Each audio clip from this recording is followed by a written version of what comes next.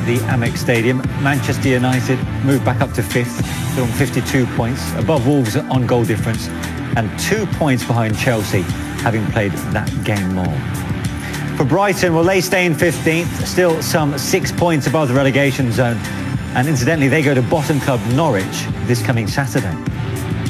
United were definitely in the mood at the Amex. 3-0 winners on the night with a thoroughly dominant performance right across the board. 12 attempts on goal, 6 on target, with 62% possession. And there's no doubt who the most influential performer was against Brighton. Bruno, congratulations. Did that feel like the complete performance from Manchester United tonight? Yeah, I think it's not important if it's complete or not. The most important is the 3 points. We do a good game. I think we play well. The result is good. It's better because we don't concede goals again, and for us it's really important because we deserve, and our defenders, because are the guys who are in the back, and also David doing an amazing job today. He have two or three saves in the end, was amazing. So we are really happy. 2 goals up in the first half an hour. Was that just reward for a really positive start to this game? Yeah, we know after the last game we play a lot of time in the last game, so we know we need to come on the game, and the first minutes will be important for us because we are fresh. We need to push forward to try to score, and after doing our game, being with the ball, having time with the ball, also to doing what we're training.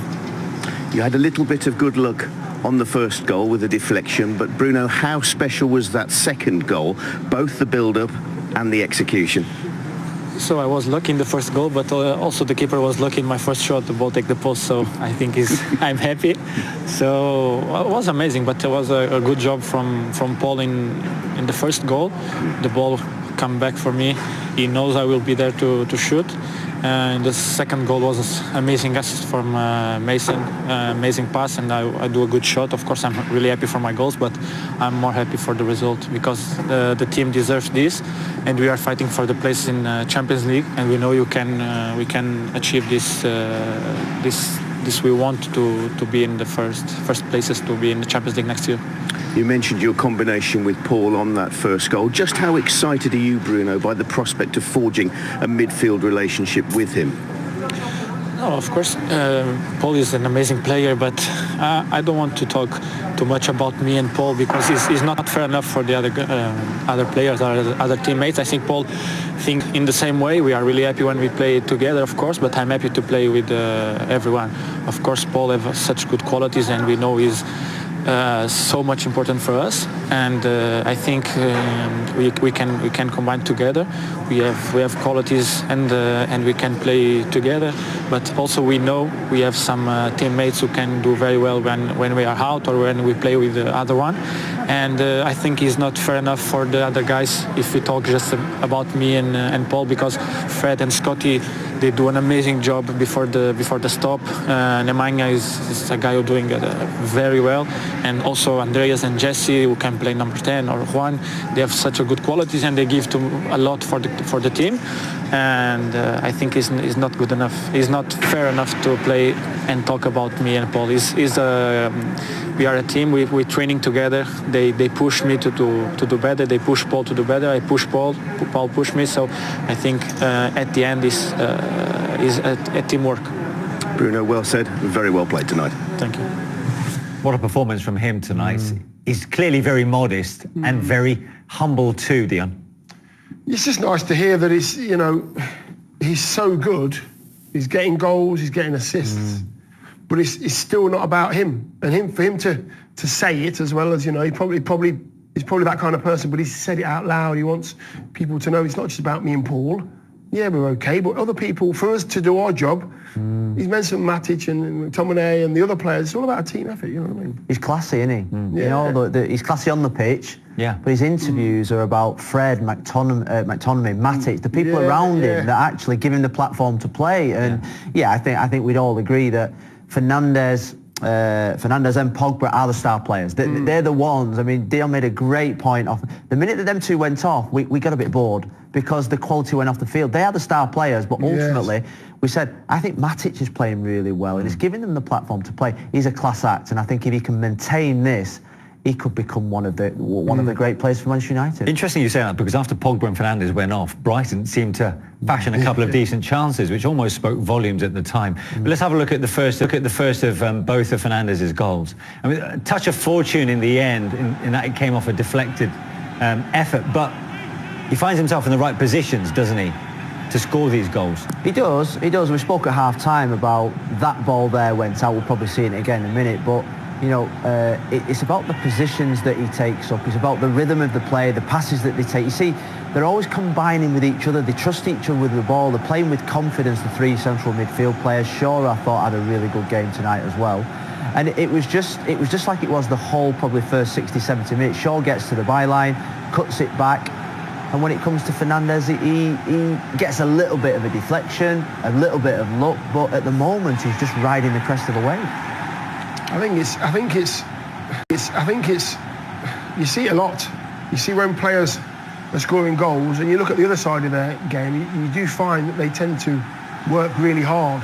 Does the ball go out of play here? It looks like it's out of play. I mean, we can't say 100%, but it looks like it's out of play. Yeah, but obviously Greenwood's body shape is obscuring the ball from the linesman. Yeah. And that was 32 seconds before the actual goal, so this was in a different phase of play at the time. Just loads of movement, you know, lots of movement, lots of options for the player on the ball. I actually thought it was offside, and then you looked at Dan Burn, top of the screen there. His heel played Shaw on, and it just was Pogba's ball. Just rolls it into now to his right foot. Nice weight. It basically says, there you go, take it first time. And he'll oblige. He gets himself another goal.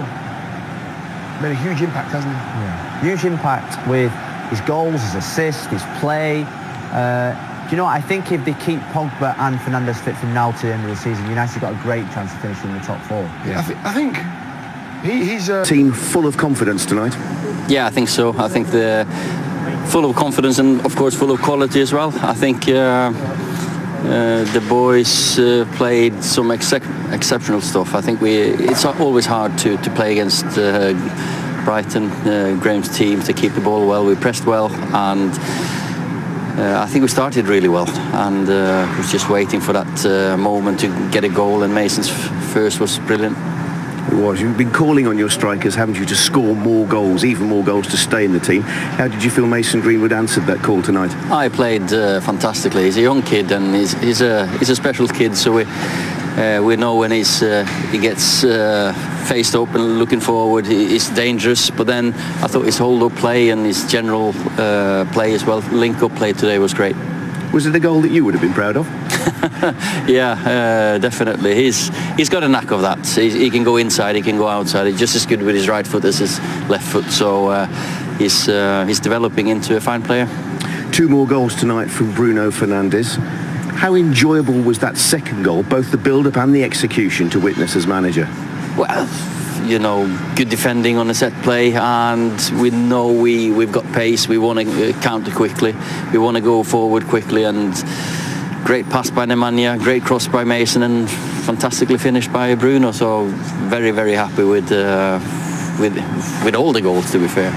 Tonight was all about getting 3 points towards Champions League qualification. What statement do you think, not just the result, but the performance, has sent out tonight? I don't care about any statement. I know we're a good team. We just focus on this game, look to the next one.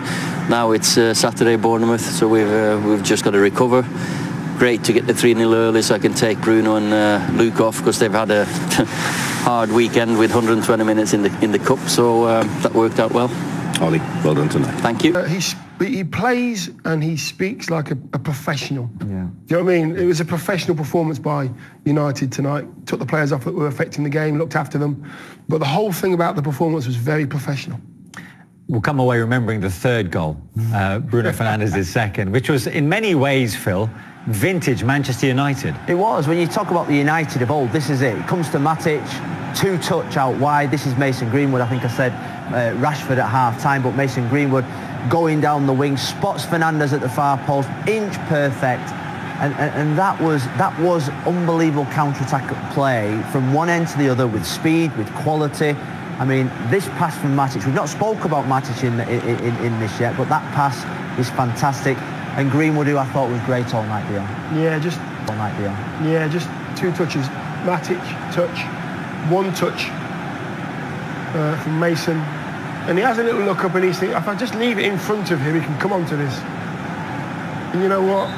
Sometimes you don't hit them as well as you want to. Sometimes when you don't hit them well, they work out well. And that's exactly I love this. It's great. I love this. This is one of the highlights for me since we've come back. Obviously, no fans in the stadium. No. Seeing the reaction, obviously, on Zoom, it's fantastic. Those are the United fans watching on from right around the world. And just look at the impact Fernandes has had. 8 appearances in that time. He's been involved in 8 goals. 5 goals scored directly, 3 assists. Total shots 30, and that is telling in itself, and that is so much more forward thinking. He drives those around him on. Do you know what? I think Kevin De Bruyne is the best midfield player, probably, definitely in the Premier League, but in the world. But from Fernandes arriving, I think Fernandes has been at that level of influence. You know, obviously he's got to sustain that for a long period of time. Yeah. But in terms of influence, I think he's at that level of Kevin De Bruyne. Only because players around you, when you see a player coming in that's doing what Fernandes is doing, you up your game. Who was the last United player to have such an impact in such a short space of time during your time there? Cantona? Yeah. Rooney when he came in. You know, you talk about the great Manchester United players that have been brought in. Cantona had probably the biggest influence of all time. And you'd think that now United have got a long time without winning a league title. At the moment, he's lit up the whole place. He's lit up the whole place. He's making everybody around him them better. I still think he's got a long way to go. There's them winter months, January, February, where it's cold, the pitches are bad. But at the moment, his impact is phenomenal. Dion? No, agreed. You mentioned Cantona when I asked you that. Yeah, I think somebody got injured, I think. I can't think at the moment, but somebody got injured and then Cantona came in to fill his shoes. You're not talking about yourself, mainly, Cant, are you? But he came in, didn't he? Cantona came in. He did, and he changed everything. And the beliefs of what United could achieve changed. Fernandes has come in, and the way that Man United are playing has changed. Every single player around Fernandes now is playing better. Yeah. The narrative around United has changed during the course of this season as well, because early on in this campaign, United were forever struggling to break down those deep lying defences. And now you've got somebody who can press and probe and find a finish alongside Pogba, which is giving them a whole new look. I think that's what they have been missing, the link between midfield and attack. The forwards have been missing some kind of creativity, you know, the person that finds the pass.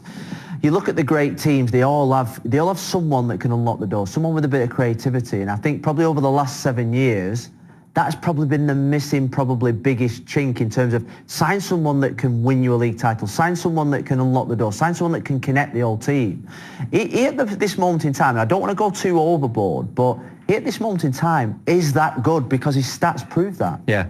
And have they got enough right now in their armoury to challenge the likes of City and Liverpool for the title next season, or do they need to add to it? No. Listen, if you're a Man United manager, you have to look to keep bringing in quality. You have to. You have to still want to achieve. Right now, Man United still need an out-and-out centre forward. You know, Martial's now got himself a hat-trick and played decent today, but they do need a 25-goal-a-season man, and they haven't got one at the moment. Agala's done great. He's coming. Rashford's now. I don't know how many goals he's got, but he's now starting to score goals. Rashford, you know, so they're all chipping in, but they need to chip in with a striker that's scoring 25 goals. So an out-and-out striker for me is a must, and I'm talking top of the tree. I'm talking Harry Kane, I'm talking, Mbappe, I'm talking the best. If you think of the front three for City and Liverpool over the last 2 years, you've had Sane, Sterling and Aguero, all probably 20 to 30 goals. Liverpool 20 to 30 goals. United is 10 to 20. So Greenwood, I think, is nearer to 20. Rashford and Martial nearer to 20. If they had another 10 goals each, or at least 5 and another 10, all of a sudden United can challenge. It's the goals where I think that they need. Whether Martial can get another 10, like we said before the programme, the jury's still out. Marcus, is he ever going to be prolific? We don't know yet, but there is a player in there that we think is going to be world class. And Greenwood, I think he's young, that maybe you persevere, but somebody's got to get to that 30 goals a season mark. Well, Greenwood, let's not forget